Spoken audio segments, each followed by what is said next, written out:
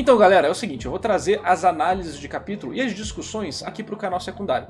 Por quê? Eu quero manter o canal com alguns vídeos de maior qualidade, porque muitas coisas vão mudar aqui no meu canal, vocês vão descobrir isso mais pra frente, beleza? Então, eu já li esse capítulo porque eu tinha pensado em fazer isso só depois que eu li o capítulo, então eu vou dar uma relida rápida e a gente vai discutir ele, porque eu tenho algumas coisinhas pra falar e também pegar aí o que o chat está comentando. Show? Então, vamos lá, aqui eu posso botar um pouquinho pra baixo e aumentar aqui. Show. Então vamos lá. Começando, né? Começando do início. A gente tem aqui o povo ainda discutindo sobre o castelo. E eles chegam na sala do trono finalmente, onde eles veem o círculo de magia, que é bem grande, viu? Esse círculo de magia é grande demais. É um círculo de magia de gigantes, não de humanos. Isso eu achei um detalhe curioso.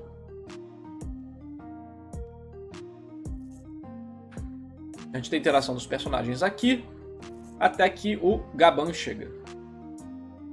E sabe o que eu acho muito curioso? É que eu tava vendo o povo comentando, muito hype, meu Deus, o Gaban, caraca, Gaban. Eu tô tipo, tem que esse corno. Ele é um dos personagens que tá na tripulação do Roger, óbvio. Já apareceu em alguns flashbacks, desde o início da história ele aparece.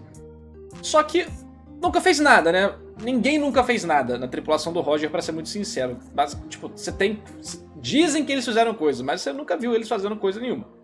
Então o Oda aqui é muito inteligente na hora de apresentar o personagem.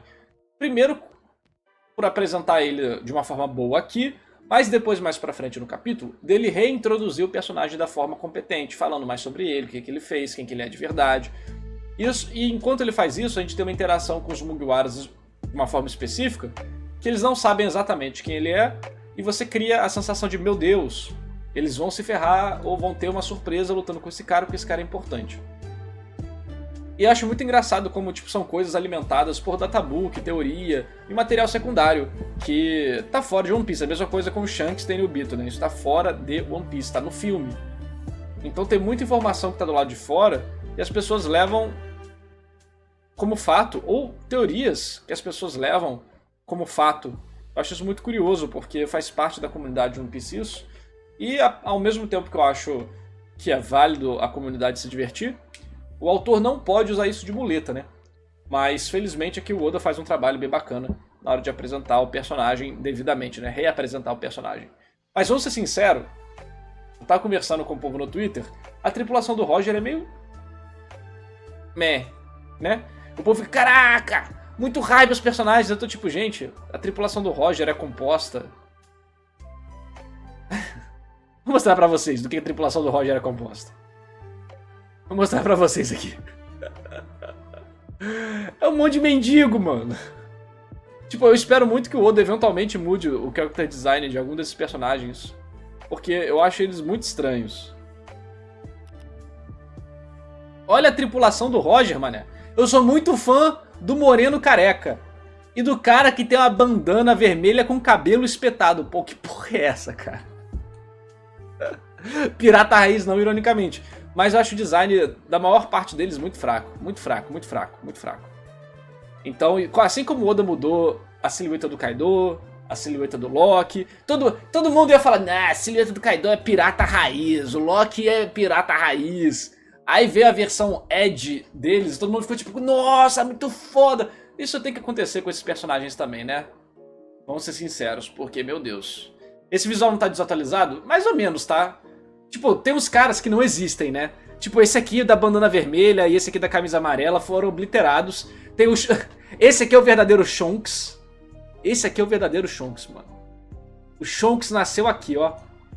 Esse é o verdadeiro Shonks. Esse cara do topete desapareceu e esse cara do... O Bruno Bandeira acima do peso também desapareceu. Esse cara que continuou, o design deles foi meio que modificado, mas ainda assim é meio bem estranho. Então... o pescoço do Shanks. Ai, meu Deus. Então assim, eu espero que eles sejam refeitos. Mas assim, então a tripulação do Roger nunca foi uma coisa que tipo, me encantou. Até porque a gente não vê e nem conversa com eles. Eles são personagens temáticos na história, né? Você tem o Rayleigh e agora o Gaban. E o Crocus, né? Eu acho que o resto vai ficar vai ser enviado pro Reino das Sombras, cara. Eu não acho que eles vão ser relevantes. A tripulação do Roger, eu acho que no foco dele, se muito, vai ser igual a tripulação do Luffy, que é igual a todas as tripulações relevantes de One Piece, né? Elas são pequenas. Até a tripulação do Barba Branca é meio meme, né? Porra, aquela luta de Marineford, quando você para pensar na tripulação do Barba Branca, é a tripulação do pirata mais poderoso do mundo? Um monte de random, cara. Tem o cara do diamante, ok. E mais uns 2 lá. Então, eu acho que vai ficar nisso, né? Até mais fácil para administrar a história. No final, um monte de mendigo bucha, né? Essa é a verdade. Mas aqui o Oda faz um ótimo trabalho em apresentar ele. A gente tem um pouco da conversa dos personagens e as informações do capítulo passado que são relevantes são recompensadas aqui, né? Olha só, ele é o pai do garoto que a gente viu antes, do humano e pá. E aí esse tema de liberdade, que sempre está presente em One Piece, fica mais explícito, né? Dele falando que amor é liberdade. Ele é o missionário do amor, ele já faz uma referência do Sanji, e ele é meio que o Sanji do Rei dos Piratas. E aí fica o paralelo, né, do Rayleigh Zoro e o Gaban Sanji, que é o que a comunidade meio que já imaginava, né? Sendo sincero, assim, eu tava pensando sobre isso esses dias. Existe uma entrevista do Gege Akutami que fala, né, sobre como ele acompanhou muito a rede social que falava da sua obra e como isso afetou ele, né? Ele ficou muito deprimido, ele mudou coisas na história de propósito, várias vezes adicionou, removeu, trouxe a Nobara de volta muito provavelmente. Falou que acompanhar a obra dele foi realmente um impacto, né, na rede social. Isso não é de hoje, tá? O Kubo já deletou o Twitter por causa de pressão de rede social, que estava estragando a cabeça dele. Deletou todas as redes sociais, né? O Isayama, ele mudou o final de Shingeki no Kyojin por causa de chip. Tem entrevista, não é exatamente por causa disso, né? Mas tem uma entrevista que ele fala que ele via a comunidade na internet, não queria deixar eles tristes, o final que ia ser muito brutal, acabou não sendo exatamente o que ele queria. Não que ele queria, mas ele mudou, né? Ia ser pra todo mundo, ia ser uma desgraça, né? Aí ficou meio diferente. Então dá pra ver que o público impacta o criador. Não é igual antigamente que o criador é isolado do público. Hoje em dia, eles conseguem ver o que a gente acha na rede social. Ainda mais o Oda, que vai ter uns 4 editores que estão consumindo One Piece de várias formas diferentes. Eu acho que realmente ocorreu instâncias do Oda pegar a teoria de fã pra aplicar na obra. Porque isso é algo que acontece mais do que a gente imagina que acontece. Se aconteceu com Jujutsu, né, de tipo coisas que os fãs queriam ou não queriam e o autor mudou. Se aconteceu com o Shingeki, a mesma coisa. Deve acontecer com vários outros. Eu acho muito difícil não acontecer com One Piece. Não só porque, tipo, o Oda não é que o Oda vá consumir conteúdo de One Piece procurando isso. Mas como ele mesmo usa a própria Wiki para se referir a algumas coisas, né? Eu acho que é muito possível que os editores, na hora de darem ideias pro Oda, porque pensa comigo, olha o nível de pressão. Você virou editor de One Piece. A cada 2 anos, mais ou menos, tem essa mudança. E tem vários editores, né? Ele tá com 4. Mas você virou o editor do Oda. Cara, você vai ser só mais um numa longa linha. E você precisa marcar, porque isso vai influenciar toda a sua carreira a partir de agora, muito provavelmente. Como que você vai marcar? Criticando o Eiichiro Oda? Não, né? Inclusive, o Torishima, que foi um dos maiores editores e editores-chefes da Shonen Jump, falou que a Shonen Jump não tá com coragem de criticar o Oda onde precisa criticar para ele melhorar. Que ele tá muito confortável. Eu concordo. Mas você vai criticar o Oda e ser o responsável por um problema na obra? Não vai, né? Você não vai ser maluco de fazer isso. O Oda também fala que ele não gosta de pegar ideia do editor porque ele não sente que é algo completamente dele. Mas aí vai ficar um nível de, tipo, é verdade, não é? É meio nebuloso. E ele sim, ele tem que acatar coisa que os editores falam, mas provavelmente os editores devem ter muito mais receio de criticar, de remover coisas da história, do que de adicionar. Então eu acho que é muito possível que os editores, tentando marcar a presença dele como eu fui um editor foda do Oda, encaminhando a história, dando ideias que ajudem a marcar o público e a própria obra. Então eu acho que é possível que alguns editores na ânsia de serem compreendidos como bons editores pelo próprio departamento editorial da Shonen Jump, procuraram várias teorias de One Piece para formular as próprias ideias que eles iriam apresentar para o Oda para encaminhar a história. Quer dizer que o Oda vai aplicar essas ideias? Não. Quer dizer que a ideia exatamente é do público? Não. Mas quer dizer que, tipo, para ajudar a orientar o Oda, esses editores muito provavelmente devem consumir muito conteúdo de One Piece e falar pro Oda: você está com dificuldade de trabalhar isso aqui? Que tal trabalhar um Homem-Peixe? Que tal isso aqui? Ele traz alguns elementos que são bases de teorias para o Oda mesmo formular alguma coisa. Entendeu? Lembrando que 99% de chance de ser só fandom japonesa, tá? Mas como, em geral, muito conteúdo ocidental é réplica da fandom japonesa, acaba sendo a mesma coisa, né? Então, Bruno Bandeira é a fonte de informação de Tiro Oda, a gente já sabe disso. Acho que os editores dão apenas dicas, não é assim que funciona não, cara. Eu tenho vários vídeos falando como funciona o trabalho editorial, mas eu acho que sim, One Piece está nesse estado de que os editores têm medo de meter muita mão. Então, algumas dicas eles vão dar, com certeza. E o Oda também é meio difícil de se trabalhar, mas ele precisa ceder várias vezes. Então, eu acho que é uma possibilidade maior do que zero. Enfim, aqui o Gabão fala que vai dar a chave pro Luffy se o Luffy mostrar pra ele que é brabo mesmo. E o que eu acho que vai acontecer nos próximos capítulos, ou no próximo capítulo? Eu acho que tem duas vertentes, né? Tem a vertente comum do arco, do padrão do Oda de arco, que seria: eles lutam, acontece alguma coisa cômica, ou algum incidente que mostra quem é o Luffy de verdade pro Gabão, e aí o Gabão fica confortável em entregar a chave pra ele. Então o Luffy ali talvez nem use o Gear 5, use o 4, golpes de borracha e elefante, e haki. E aí a gente vê porque assim, se o Gabão não tiver uma habilidade muito diferente, a luta dele vai ser a mesma coisa de sempre. Dash corte. Ou uma espada batendo na outra. Então se ele não tiver uma coreografia muito diferente, quem carrega a coreografia é o Luffy. Mas como o Luffy não tem coisa nova de coreografia pra gente, a menos que ele use o Gear 5, eu acho que vai ficar... Entendeu? Se for no Gear 4, a luta vai ser muito rápida, ela vai ser breve. Porque ela não pode acabar tomando muito tempo, tematicamente, né? Porque não tem nada de novo a se ver. Mas pode tomar muito tempo dentro das páginas pra fazer o ritmo do capítulo semanal. Então, se for por esse caminho, com o Gabão sem habilidade especial, é só um cara que luta com machado, vai ser uma luta rápida. Esses personagens vão entrar em conflito, mas algo acontece no meio que para a luta, seja uma piada, um acidente, algo cômico ou não, que vai fazer o Gabão ver quem é realmente o Luffy e vai entregar a chave. Esse é o caminho número 1, é o caminho padrão One Piece. Só que se... ele pode lutar com a chave também, mas aí ele vai ser equivalente a um martelo. Entendeu? O Oda sabe que ele não é bom em fazer coreografia de luta. Então a coreografia de luta do Oda tá muito forte com o Gear 5. Se o Luffy não usar o Gear 5, a coreografia de luta do Oda fica bem fraca. Tem um haki forte, mas pô, e a diferença disso para um haki fraco? A mesma coisa. Ele vai ficar com a mão preta, vai sair raiozinho e ele vai socar forte. É isso que ele vai fazer. Então, essa é uma direção. Mas se não for pelo caminho padrão arco de One Piece, porque o Oda nesses últimos capítulos, ele tá meio que surtando, né? Ele tá soltando tudo que ele pode soltar. Então, se ele não for por esse caminho, ele pode fazer o seguinte. Ele pode...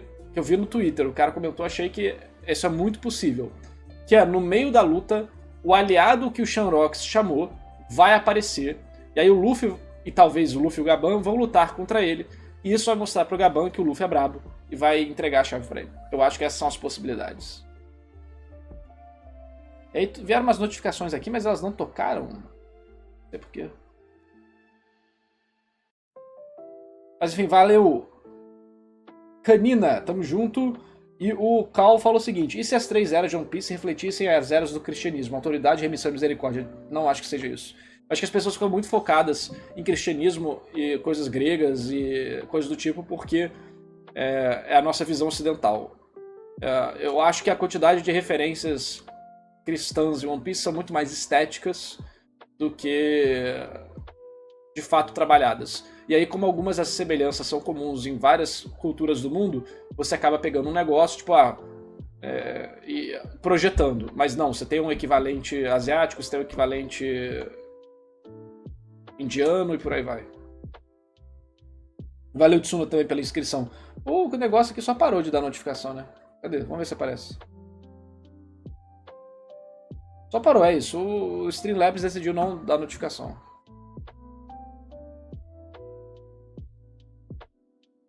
Enfim, eu acho que é uma possibilidade muito grande o terceiro cavaleiro aparecer aqui.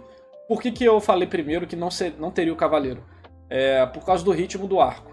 Então, tipo, se fosse um arco normal, não teria esse personagem.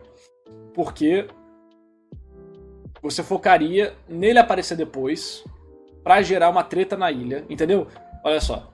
O cara não aparece aqui, acontece a luta, o Luffy vai liberar o Loki, aí depois o cara aparece, aí os caras, junto com o Shanks e a Gunko, vão na ilha, sequestra a criança, faz alguma coisa ruim com as crianças, aí você entendeu? Aí é um arco tradicional de One Piece, ai meu Deus, o problema da ilha, socorro, sei que, salva as crianças, recupera as crianças, parará, parará, parará. Se o terceiro cavaleiro sagrado aparece aqui, o que acontece muito provavelmente é o seguinte. Em estrutura, tá? E pode não seguir isso. O Oda faz o que ele quiser. Tô falando que algumas suposições baseadas nos padrões do Oda, de One Piece e coisas do tipo. Se aparecer o cavaleiro aqui e ele for derrotado, eles vão ter informações. Então, eles vão... Isso primeiro pode fazer com que o Luffy vá pro Loki perguntar alguma coisa. Pode fazer com que o Luffy não libere o Loki agora. Mas pode fazer também que eles corram, ou o Gaban corra pra ilha, pra cidade, pra avisar que teve um intruso que chegou no círculo de magia, é um negócio sinistro, e com que os outros gigantes falaram que um cara igual o Shanks apareceu e bateu neles, pode ser que existam outros inimigos na ilha. E aí daí pode ir pra... E os caras não vão ficar se escondendo, vai ter conflito, eu imagino. E aí o arco vai pra outro caminho. Só que são caminhos muito diferentes. Tem 1 trilhão de outros caminhos entre esses. Tô falando que acho que são 2 principais muito fáceis de se observar. Entendeu? Vamos continuar. E aqui a gente tem tem uns paralelos, né? Do Rei dos Piratas com a tripulação do Luffy. E agora aqui é de fato a explicação sobre o cara, né? Lembrando, o Oda sabe muito bem que ele não apresentou o personagem, por mais que exista algumas pessoas estranhas que digam que o personagem foi apresentado porque ele aparece no capítulo 19 de One Piece xingando o Shanks. Obrigado. Na verdade, precisa não, deixa que eu vou lá e esquento. Ah, então pode ser. Não, ele não foi apresentado na história, nem no flashback, nem nada. A apresentação de personagem é um negócio muito específico que as pessoas tendem a misturar ideias esquizofrênicas da cabeça e técnica de narrativa. Aí a gente tem... Esse foi um capítulo de setup, né? É um capítulo que apresenta o personagem e termina com ele preparando para fazer uma ação. Se já tivesse as duas coisas ao mesmo tempo, poderia ficar muito confuso. Inclusive, eu tava dando revisão para o mangá, que eu sou editor do capítulo, que é exatamente isso. Há muita apresentação, muita coisa acontecendo, e saindo do foco. Esse capítulo aqui você pode ver que o foco dele inteiro é o Gaban. É ele chegando para falar com o Gaban. Obrigado. Ele chegando para falar com o Gaban. Aí depois troca pros personagens do outro lado da ilha falando do Gaban. E termina com o Gaban vai fazer algo. Entendeu? Então acho que isso... Uma ótima forma, né? É um capítulo que foi mais curto, eu acho. Pelo menos deu tipo, muito diálogo e tal, mas 1, 2, 3, 4, 5, 6, 7, 8, 9, 10, 11, 12, 13. 12 páginas. Capítulo curtíssimo. Coisa muito incomum para Shonen Jump. É uma das regalias que o Eiichiro Oda tem hoje em dia, devido ao tamanho dele, né? Mas eu acho que faz muito sentido depois de tantas explosões, e aí a gente vai ter uma pausa na próxima semana. O autor tem que se cuidar, porque depois que o Toriyama morreu, o Oda ficou, ó. Porque o Oda fuma muito, o Oda tava ficando muito tempo sentado, tava tendo problema na perna, tava tendo problema no olho, o cara tá tendo problema no pulmão, o cara não consegue ter mais a disposição que tinha antes, então ele tem que se cuidar. E é muito normal que pessoas não se cuidem, ainda mais nesse contexto aqui de mangaka, Japão e tudo mais.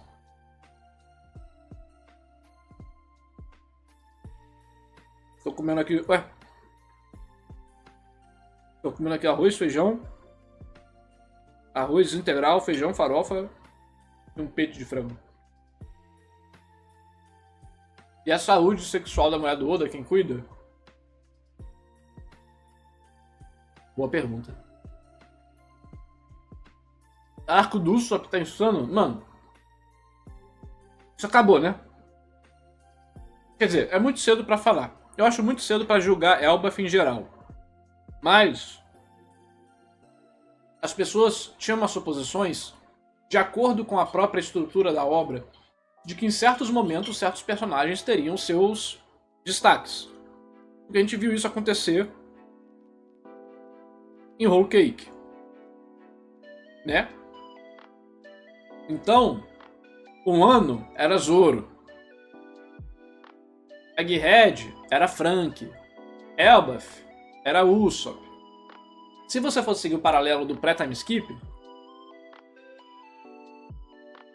cada um teve seu arco de introdução.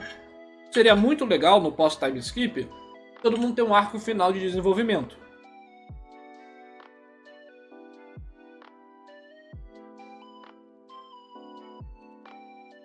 Só que eu acho que não será o caso. Mas eu acho que eles seriam importantes porque o desenvolvimento dos personagens no pós-time skip não só tá fraco, como para alguns personagens tá negativo.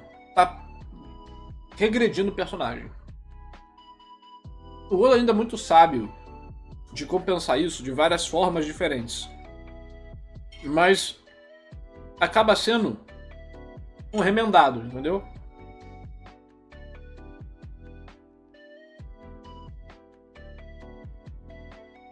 Só que eu acho que é muito cedo pra falar desse arco ainda.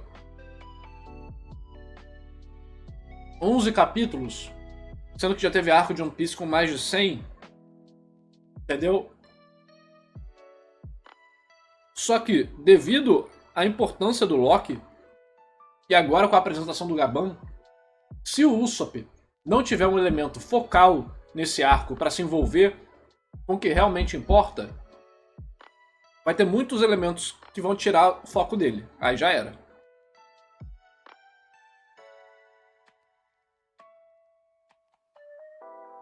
Robin teve algo? Não teve desenvolvimento de personagem. Teve recompensa emocional, mas não foi desenvolvimento de personagem. Mostrou como ela está diferente do passado. Mas não desenvolveu. A Robin não teve verdade, mentira narrativa, nem nada, que esse é o termo que eu tô usando, é arco narrativo de personagem.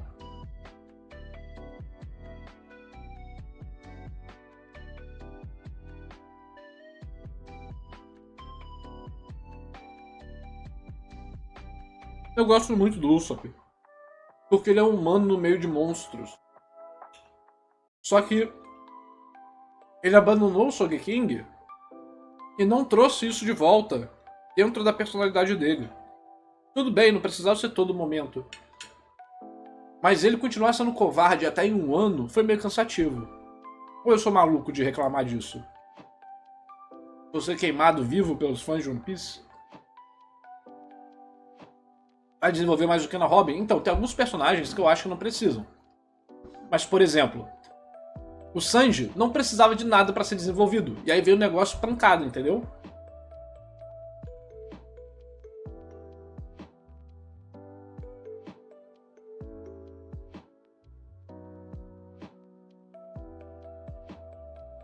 A Robin sempre foi uma personagem que ficava no fundo. Então não tem problema. Tanto problema. Depende muito de personagem para personagem. Mesmo que a Robin já tenha sido desenvolvida, um novo drama pode ser adicionado. Assim como o Sanji já tinha tudo e um novo drama foi adicionado. Um personagem pode ter mais de um arco.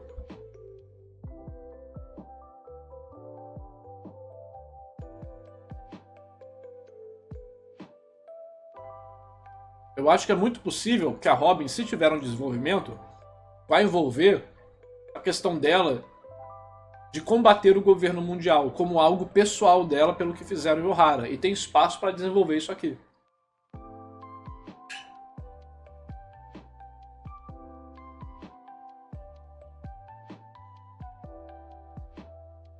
O LoL não precisa ser desenvolvido necessariamente. Já teve o drama dele em Dressrosa, ele é um personagem secundário. Já teve mais do que, mais do que deveria, vamos dizer assim, né? Muito personagem mais importante teve menos.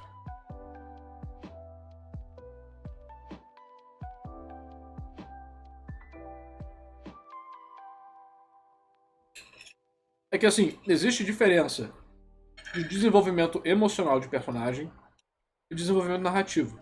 Apesar deles andarem junto muitas vezes, você pode desenvolver o emocional sem desenvolver o narrativo. E o Oda traz momentos emocionais dos personagens e ponto-chave. Então isso é muito bom. Tipo a Nami falando, né, que o Luffy vai ser o rei dos piratas, mesmo quando ela ia ser morta se falasse isso. Não desenvolveu o arco dela, mas trouxe um elemento emocional forte.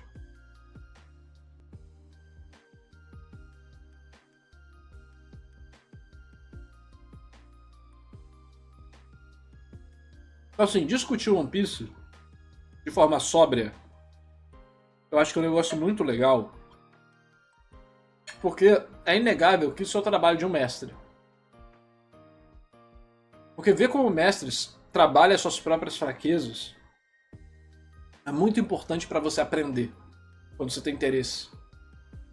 O Oda sabe da fraqueza, ele não é bobo, ele sabe da fraqueza da história. E ver como ele compensa isso é muito interessante. É a mesma coisa com a quadrinização. Mano, você faz isso aqui no mangá, que não é One Piece, nem Hunter x Hunter, seu mangá vai ser cancelado no terceiro capítulo. Mas o Oda aprendeu muito como fazer a composição de página com muito balão.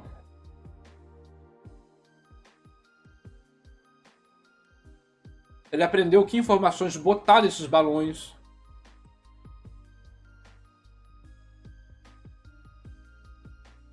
Então, acho que minha maior dificuldade de ser entendido é pela forma que eu observo One Piece. Eu não tenho um apego a One Piece igual as pessoas têm, os fãs. Porque antes de fã, eu sou profissional da área, igual eu falei no vídeo. Meu apego a One Piece é pela escrita de One Piece, que é boa pra cacete. Isso aqui pra mim é tipo ter aula com o Oda, entendeu?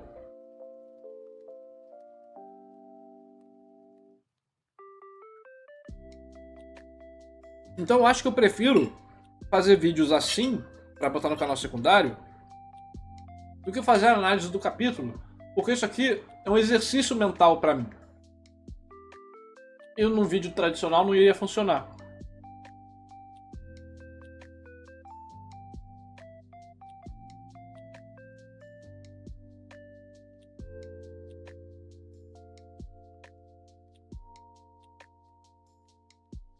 Eu tendo a ter essa abordagem de admiração por todo mangaka que eu acompanho.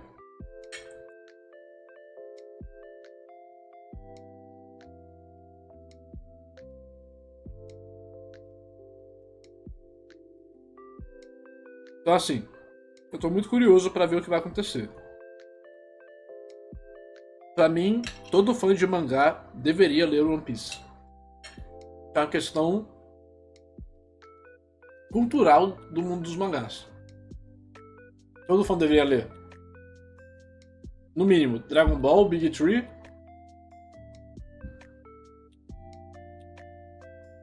Modernos, acho que só esse. No futuro a gente descobre quais são os outros. Mas não teve nenhum que chegou perto do Big Tree hoje em dia.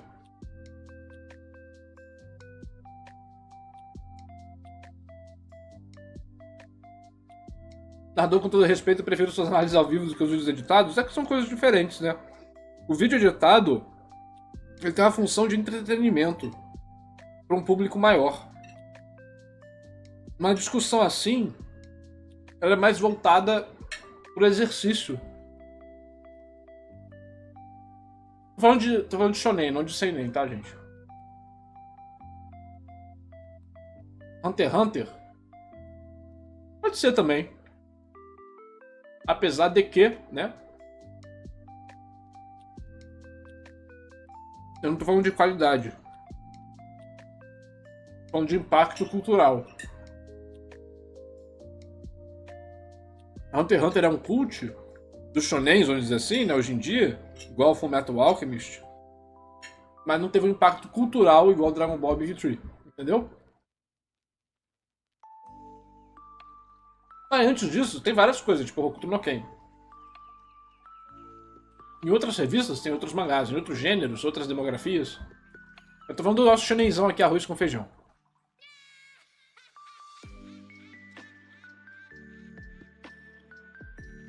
DDZ no Japão não é nada, cara. Quer dizer, é famoso, mas na França e no Brasil é muito mais famoso do que lá.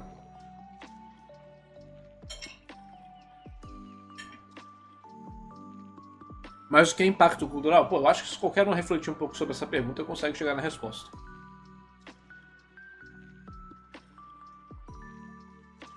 Se essa resposta é difícil de ser alcançada por alguém que esteja ouvindo, é porque essa pessoa não está inserida no meio de apreciação de mangá. Tipo, como mercado.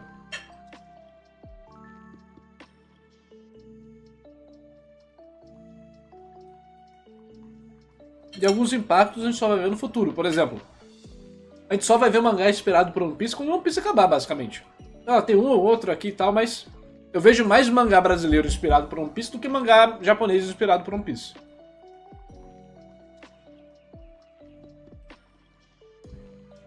Por quê? Quem que é maluco de publicar um mangá tipo One Piece na revista que tem One Piece? Me diz. Mas quando One Piece acabar... Ai, papai. Não, o único maluco de fazer uma história que é basicamente One Piece é o Hiro Mashima fazendo One Piece no espaço, com a Den Zero. Tem suas diferenças. Tem algumas coisas que eu acho melhor, outras coisas que eu acho pior. Narrativamente, em geral, eu acho pior do que One Piece. Do texto, né? Mas o cara tem bolas, mano. E ele tem habilidade pra isso. Mag é inspirado em One Piece? Cara, pode ser porque tem muito tempo que eu vi Mag. Mas não achei, não. Mas vai que eu que não percebi alguma coisa. Eden Zero. Nome do One Piece no espaço. Heavy Master também é?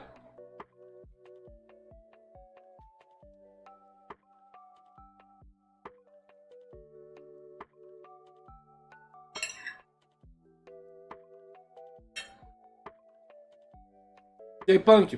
Pô, acabei de jantar, cara. Acabou a sessão One Piece. Agora eu vou ver os reacts.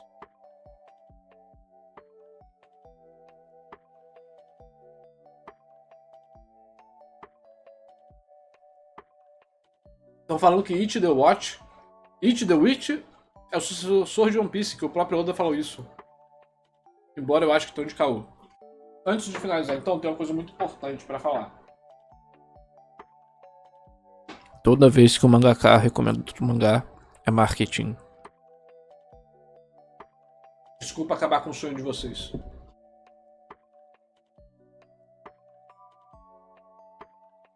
Ah! Kishimoto recomendou Kagurabachi. Ah, Horikoshi recomendou tal sei que lá. Gente. Isso aí é a editora que fala. Tu acha no mínimo legalzinho isso aqui? O autor fala, acho. Então, beleza. E eles vão lá e recomendam. É assim que acontece. O autor pode gostar? Pode. Mas, gente, é tudo marketing. Tem muita grana envolvida nisso. Um mangaka fala bem de um mangá, pode fazer um mangá sair de 10 mil vendas para 50 mil vendas. Para um mangá pequeno, isso é tudo.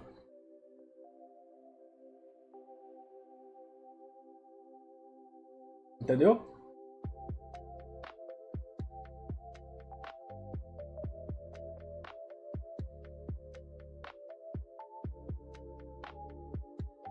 O nome do cara é Fingerland D. Shanks. Misturou todos os nomes importantes de One Piece num nick só, né? Suco de uva? Suco de uva natural. Suco de uva natural. Basicamente vinho sem álcool.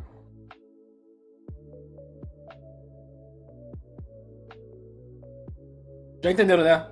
Hagimoto Sensei recomendando vídeo do Narras foi marketing. Sim. Marketing. Não deixa de ser. Tá espalhando a obra dele para pessoas no Brasil conhecerem através do meu vídeo. Se meu vídeo fosse minimamente bom, ele ia fazer isso.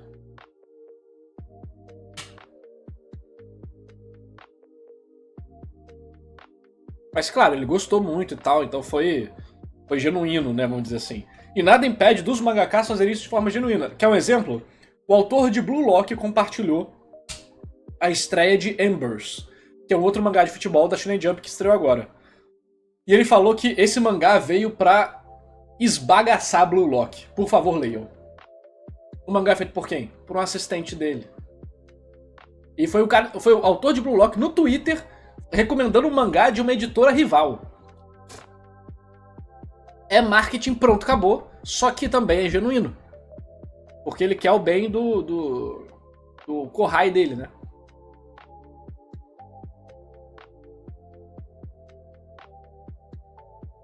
Mas quando é a editora que faz... Pô, é um mangaka da revista, ganha, tipo, tem um selo, tal mangaka da própria revista recomendou. Você tem que ter um pouco de senso, né? Putz, eu acho que tem alguma coisa aqui. São pushes de marketing, pô.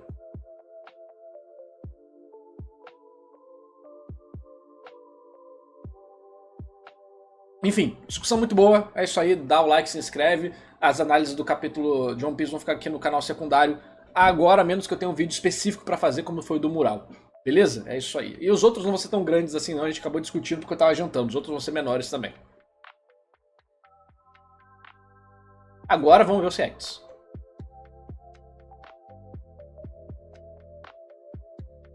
Kagurabate, dependendo do estúdio, pode ser novo Demon Slayer? 100%. Já deve estar um mata-mata pra ver quem adapta Kagurabate. Espero que melhorem aquele início também. Se melhorarem o início de Kagurabate, realmente pode estourar. Mas com aquele início... Se pegar Estúdio Din pra fazer, o mesmo Samurai X, do Fate, antigão, Estúdio Din... já era. Vai enterrar Kagurabate.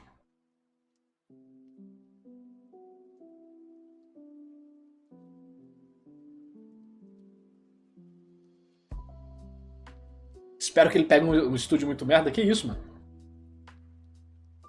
Teremos o Buchaverso? Não sei, vou fazer a lista aqui, velho.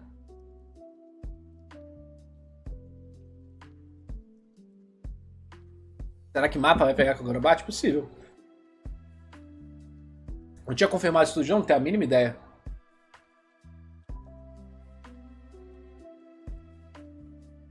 Por que as editoras vendem licenças para estúdios ruins?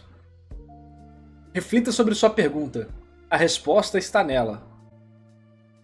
A resposta